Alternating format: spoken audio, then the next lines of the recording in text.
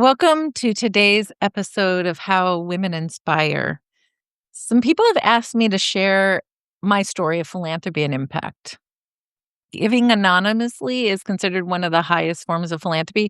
So I have a little bit of discomfort sharing my story, but I'm going to take a stab at it here because I think it's important for all of us to take a moment and reflect about the impact we want to have in our lives. And I know that there's a developmental stage between about 45 and 65 where having an impact is literally one of the most important parts of this life stage. So I hope that this is helpful to you in your own thinking. I actually grew up in a home that wasn't philanthropic at all. In fact, at one point in time when I was running a nonprofit, my mom asked me why anyone would want to donate to my organization. She was really genuinely confused. I don't judge her for that because it wasn't part of her way of thinking. But I grew up Catholic and I was profoundly impacted by the invitation in what you learned to open your hearts and doors as a good Samaritan, to care for other people, to love and accept others deeply as they are, and even to give away your worldly goods to care for others. I remember weeping at injustice when I was a little girl. And it always struck me deeply that some people have resources and safety and other people don't or can be in such pain. And I certainly don't understand ignoring people who are in pain or who have less. But I definitely don't understand anyone actively trying to hurt other people. So, with all that said, I'm sure you understand and agree with a lot of what I just said. But for me, I made a decision. I made a decision to spend my entire life trying to make the world a better place. And most importantly, to be on a lifetime journey to love others unconditionally, wholeheartedly, without judgment and without expectation. I'm not perfect and I am on my own journey for sure. But that's how I am when I'm at my best. Of course, in my late teens and certainly reinforced in college, I became disillusioned by the abuses and hypocrisy of the Catholic Church. And, I'll never forget even my mother saying, "Don't be alone with Father Collins because he pinches little girls." He was still invited over for dinner. And what matters most in the Catholic Church I grew up with was what you're wearing. There was judgment all over the place, and that wasn't okay to me. I think that's a familiar story to a lot of us, and so enough said about that. Also, as a little girl, I vividly remember my extended family members who lived in the South making grossly racist comments and just being stunned and outraged, and I couldn't understand how you could both think of yourself as somebody who was religious or had any kind of integrity and behave like that. Of course, that started this commitment to me for racial justice to become a priority. Of course, I had a very long learning curve myself to understand how not to have a white savior complex and all the messiness that comes with the white guilt and all the other garbage that separates all of us. So, my undergrad is in human development and social policy from Northwestern, and I got a wonderful, powerful education about racial justice and feminism. I had some professors that really challenged me and humbled me. And I'm eternally grateful for that discomfort, for their courage, but I learned a lot. And this is where I really began to understand the complexity around issues of reproductive choice and the undue burden put on all women, but mostly disenfranchised or low income women. So I decided to go to graduate school in social service administration at the University of Chicago. It was a wonderful scaffolding for me, and I studied social service administration with a focus on health policy and administration. And my memory is that the very first class where the professor talked, set the stage for why are you here in this social service administration program and talk to us about power. A lot of people go into a helping profession because ultimately it feels good. It feels good to get recognition, feels good to get gratitude from people. And I get that. We all appreciate that, right? However, you have to be aware of issues of power. For example, if you're working in a nonprofit, making a low wage and trying to help people, from your perspective, you don't have a lot of power. and you're sacrificing yourself. That said, the people who are seeking the services know you're getting paid and it's your responsibility to help them so they can be very demanding and not grateful because they know you're getting paid. And this is the really messy stuff. You don't think you have power, but if you have any power over their opportunities, if you can remove them from a class or other support, you have power over them. And that can cause all kinds of complexity in the relationship and in that engagement. You may feel like you don't have power, but from their perspective, you do. And you have to be cognizant of that. And you cannot expect gratitude. And that was, it was really important to lean into and just be honest with yourself about that. We all have needs for acknowledgement and people giving us gratitude. You got to get it from somewhere else in some of those situations. And really just understanding this lifetime inquiry around power. So I never wanted to be hypocritical like the people that I felt like I grew up with were being hypocritical. So it became essential for me to think about how I wanted to show up in this business of helping others. I came across a philosopher who talked about philanthropy, Maimonides. Thousands of years ago, this philosopher came up with a ladder of philanthropy. So in concept, this is the concept. First, you give because you get something. You give because you get your earthquake preparedness kit. Next, you give because you get some social access. You get to go to a party and meet people that you need to know maybe, or that can make you feel good that you're part of something bigger than yourself. It feels wonderful. And you give because you get recognition. You get your name on a building.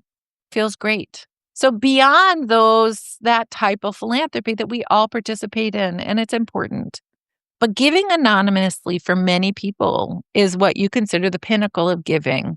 You get no social credit and no one knows. But what really, according to Maimonides, and I believe this, is the absolute highest level of philanthropy is taking someone on as a business partner.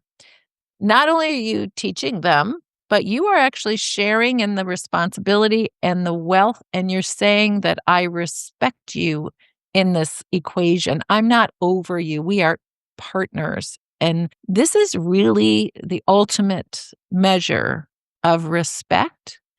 And so my approach was starting to become clear as I thought about that as a framework. And as I began to study the history of poverty and the extraordinary cost of poverty, both human and financial, I started to form a philosophy around my own impact. First, I realized the power of the definition of your identity. If you were a child in 1995 living in public housing in Chicago, in many ways you were identified for services and at school as a child in public housing. And it started to become a badge of honor for some people because you gotta own. Sometimes it feels empowering to own that. And in many ways, it started to become a self-limiting belief for people to say, like, this is the girl or the boy from public housing, right? And what happens when that young person actually can add another identity, and in the case of the work that I did, they would define themselves as a violinist, as a trumpet player, because I worked in a music conservatory for low-income kids. What's stunning is when somebody steps in to this, I'm a violinist, all of a sudden people around them, you act differently often, and people around you act differently. They think of you for your potential. They respond and react to you differently than other definitions that you've had before.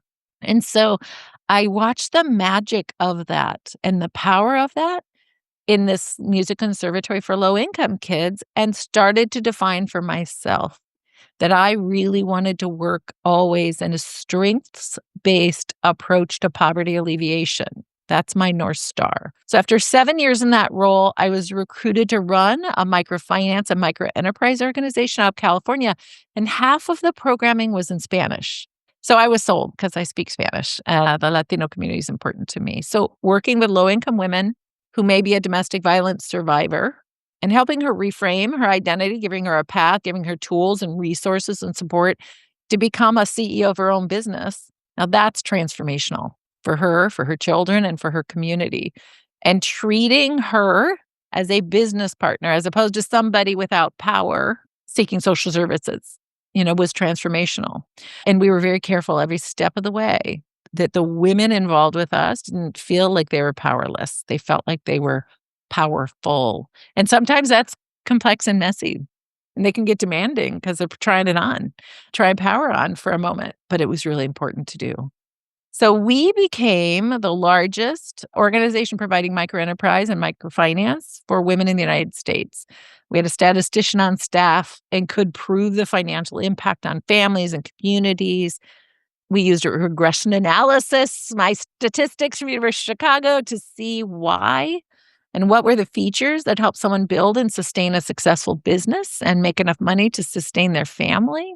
Our work informed national impact, and we were regularly asked to speak at conferences and share our strategy.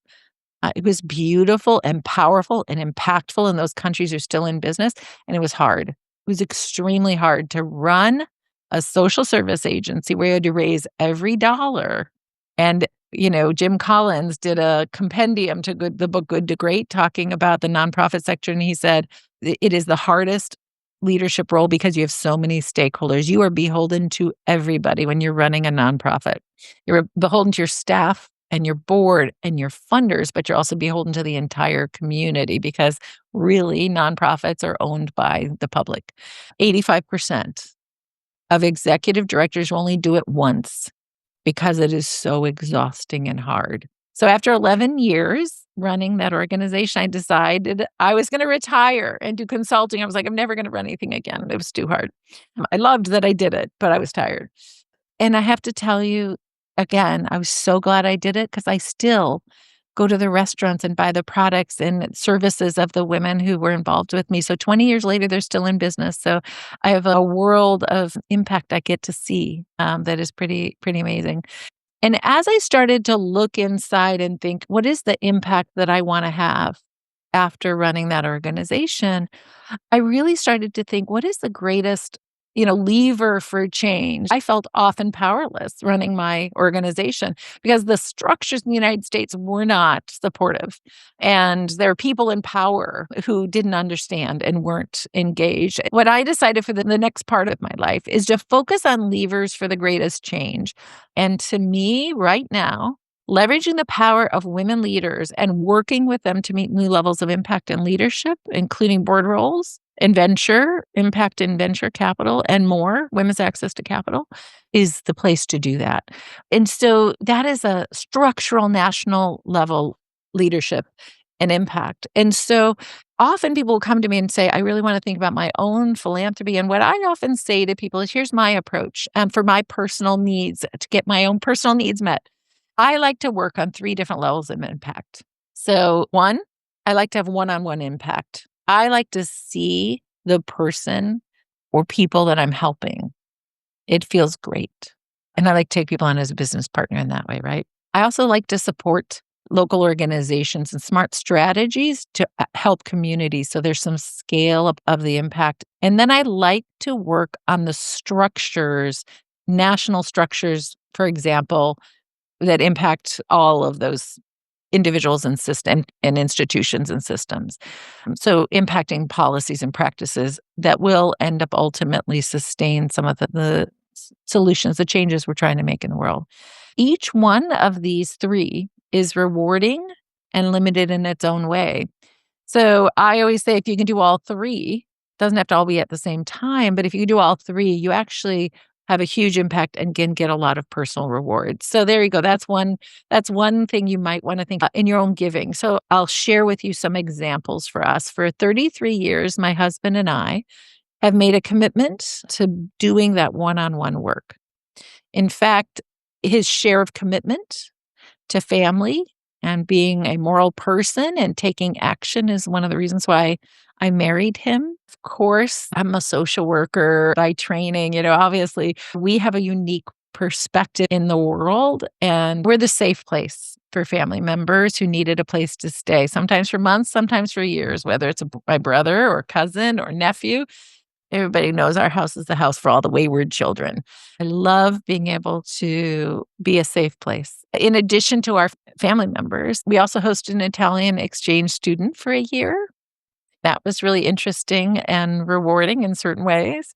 I also organized 4 other friends, and we helped a Rwandan woman go to college to become an engineer. We paid for her flights and her books and her clothes, and we hugged her and supported her. During Thanksgiving, we played Santa for her and coached her and housed her during the summers and for the year after college. Both my biological children and my Rwandan daughter lived with us for a year after college. And honestly, she has integrated into our family as a daughter for nearly 10 years. Every holiday, every birthday, every win, every sadness, career coaching and love life. She's my daughter's best friend. She laughs and cries with us. We hug and eat popcorn together. And having her in our lives is one of the greatest gifts. Her mother just came to stay with us for the first time. She came to the United States for the first time. She was very interesting. She said, "I don't understand why you've done so much for my daughter, and for years we didn't get it." And at a certain point, she's like, "My husband and I have decided that we wanna be more like you. We are gonna give back and open our home and do things for other young people, in our community." And what a gift is that to feel like you've given somebody, I don't know, that perspective to maybe evolve. And so that was pretty beautiful. And ultimately, having, Chartine in our lives has been one of the best things we've ever done, and she's a beautiful human being, and I think we just lucked out. She's just like our kids. She's smart and kind and disciplined and hardworking and fun, and we laugh. So, I have 2 more stories I wanna tell you about, and these are a little more intense and complex. So, first I'll tell you about Carmina. We were young. I was in my 20s. Kenneth was my youngest, had just been born. I think I was 28.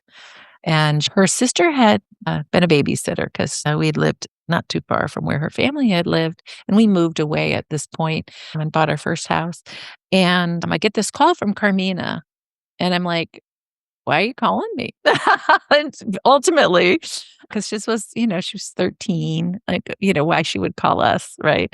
But she said she got attacked on her way to school. And unfortunately, the school that was a block and a half away from her house was not the school she was supposed to be going to. She was supposed to be going to school 2 miles away. They were both public schools, but somehow there was some weird line in the sand, right, in the city. So she had been using her uncle's address. And her mother was illiterate, didn't even know how to cross the street. There was no way to get Carmina to school. And so we said, well, how about this? We'll pay for you to go to the Catholic school in the neighborhood. She said she didn't want to do that. She said she wanted to come live with us. So we became her guardians. Kenneth was an infant and Elizabeth was 3, and we didn't have any money, and we did it with a lot of sacrifice. And I spent hours every single night, Raul and I, and Graciela, who lived with us, our nanny and family member.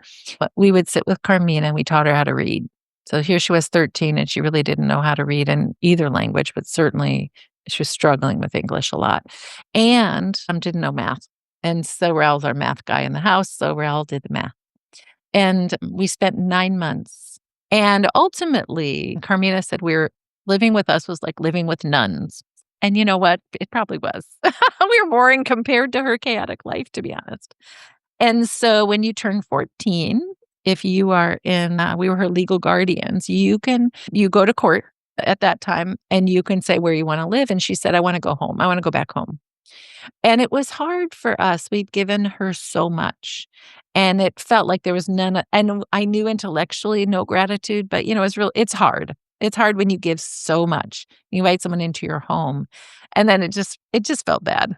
But whatever, that's life. We were super busy with our own babies. And, obviously I was working at the Merit School of Music, a music conservatory for low income kids. I had a full big life. And so we moved on. Well, it's very interesting. It's like 7 years later, we're moving to California the next day. I'd sold my house. Everything was packed.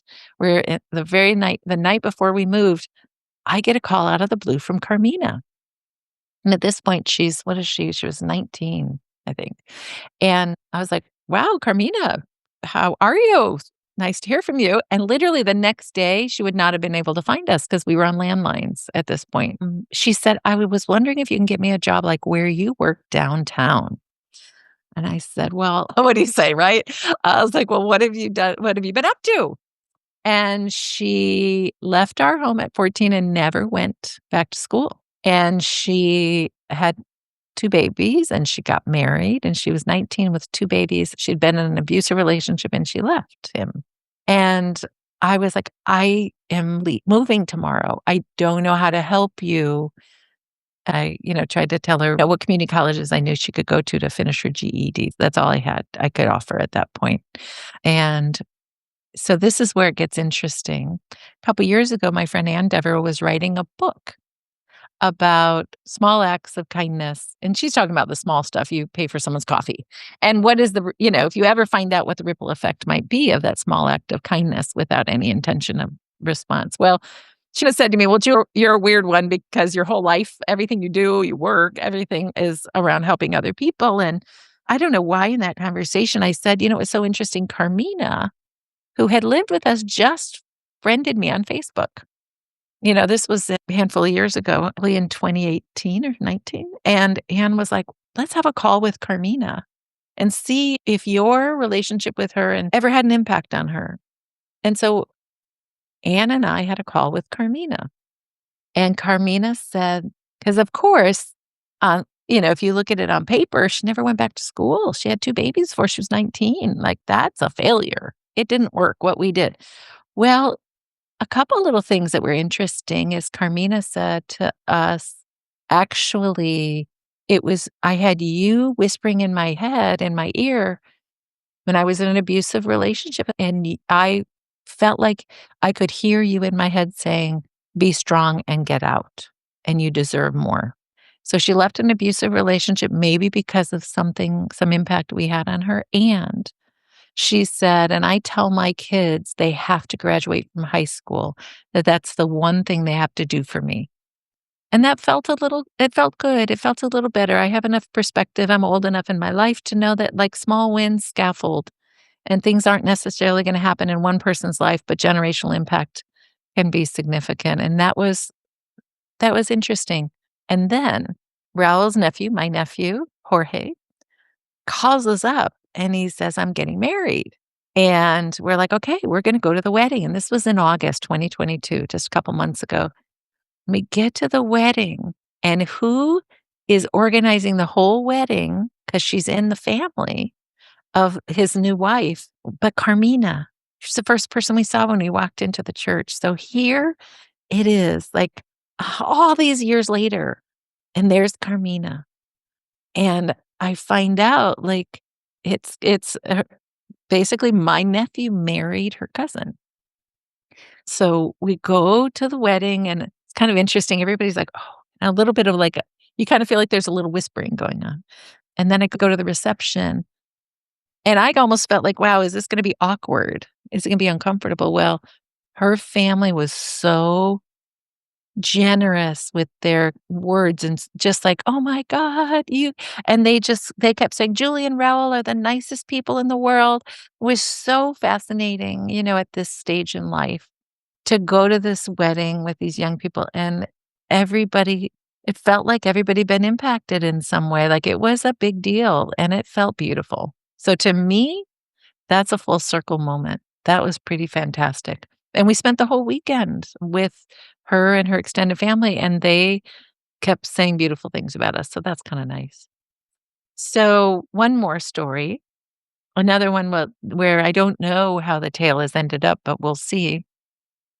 We decided in the early 2000s, mid 2000s, that our kids are so healthy and great. And it was very painful to see that after 9/11, there was such a horrific treatment of immigrants. And there were raids going on all over the place. And all these Latinos, like, why would they have anything to do with Twin Towers, right? But it was a reaction. And we decided to become foster parents, thinking we will care for one of these Latino kids whose parents are being deported. And that was really the impetus for us. and really feeling like our home is special and safe, and we speak Spanish, and it felt like that would be a good thing for us to do, and so we went through the classes and everything, and so you get the call, and they say to you, "Okay, well, we have siblings, a 2-year-old and a 5-year-old." Well, we hadn't planned on 2, but they were like, we need a place for them right now, like, immediately. They're gonna bring them over in a couple hours." And I called Raul, and we've been planning to do this, and so he quit his job, and I took some time off work. We had the worst case of abuse and neglect. They'd had him run into 10 years in our county, and they think about this, a 2-year-old and a 5-year-old, they were front page news. Their mom was a meth addict and a hoarder, and her mom had been a hoarder. And what's so stunning is when you have suspected child abuse, the police can't do anything if they knock on the door and no one opens the door. But if there's animal cruelty, they can. And so there had been multiple reports of child endangerment of some sort, and nobody had been able to do anything. But there was a report of animal abuse. And so they go into this home and, you know, dead animals and just the most horrific environment, and they were surprised to find the 2 kids. They didn't know they were gonna find the 2 kids, and so, anyway, front page news, pretty intense. So here we are, Raul and I, first-time foster parents. They never should have given us a case, I mean, kids like this for first-time foster parents, but we rallied everybody. We had a friend who was a speech therapist, and we were a and I think we had a 2-year-old and a 5-year-old with no language acquisition at all. None. No words. Made up kind of language almost, but no real language acquisition, and severe health issues, like teeth rotted to the roots, the whole all the things you can just like everything in Psychology 101, and truly just horrific neglect and some abuse. And so we did that for 6 months. And at the end, they a 2-year-old and a 5-year-old either have to be reunited with their parent, and this mother wasn't capable, she went to jail, or they need to be adopted. And for us, we decided, when somebody doesn't when you're 5 and you've never bonded with anyone, it's hard to say this, but, like, sociopathy is, that's how a sociopath is born. And we were thinking the cost to our own children and our entire lifetime of commitment was too much. That was too high of a bar for us at that point. They were adopted by a lesbian couple. One is a kindergarten teacher, and the other one is a child psychologist. So, wasn't that a perfect thing? And so, these young children had a loving, supportive, therapeutic home that they could go into. And so, that was really important for us. So these are all I'm just sharing to you sort of our own journey that wasn't always easy. Like, that was hard. It was really hard.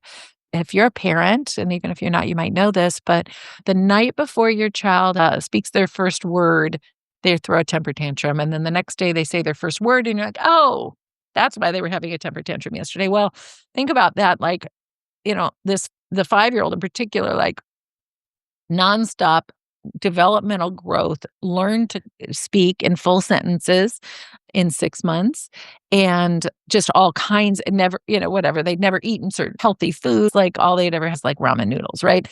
Brain agitation, screaming, and having to hold this tiny little person while they screamed to help them in the loving embrace, but boy, was that hard. It was hard on our biological children, and so we've had a commitment, and it hasn't always been rewarding in the long run. We are so grateful that we were able to be in their lives in this way. And so today we have a budget line item to send money to my husband's family in Mexico. Probably about $1,000 a month is what it's ending up being, which is a lot for us. And we continue to do a couple other things. So I'll say, as a parent, you want your kids to learn these values. And it's very interesting because none of our kids work in social impact. today. But what we do is they put money, their own $500 each, and we put money into a fund. And as a family, we give a college scholarship to a Latina immigrant who's the first in her family to go to college and needs support. And that's really beautiful. As a family, we interview a couple people every year and we make a choice. So I guess ultimately I want to say, like, I've lived my life with a commitment to making the world a better place and having an impact and integrity. I am certainly a work in progress. You could poke a million holes in my life. So either have at it or please don't, because I'm sharing with you our story and we're all on a journey. But I would say for you, like having a North Star of your values and committing consistently to making the world a better place, to me, this has been an extraordinary gift in my life, in my marriage, in my relationships with others. And it, in dark times, being able to help somebody else is one of the greatest things to help you feel better. And ultimately, I'm at peace. Philosophers will tell you that having a goal and striving is one of the critical parts of the human condition to be happy and at peace. And so I don't think I think I'm going to be at peace for a long time because it doesn't look like I'm ever going to change the world to the point that I want it to be at. We're meeting my goal for love to be at the centerpiece. But love and radical acceptance of others is a guidepost for me, and I would love to think that maybe hearing this might encourage you to adopt that a little bit more. And I'm gonna spend the rest of my life being in service to other people and to try and make the world a better place in the way I can. And I hope that you too will find that for yourself. Thank you.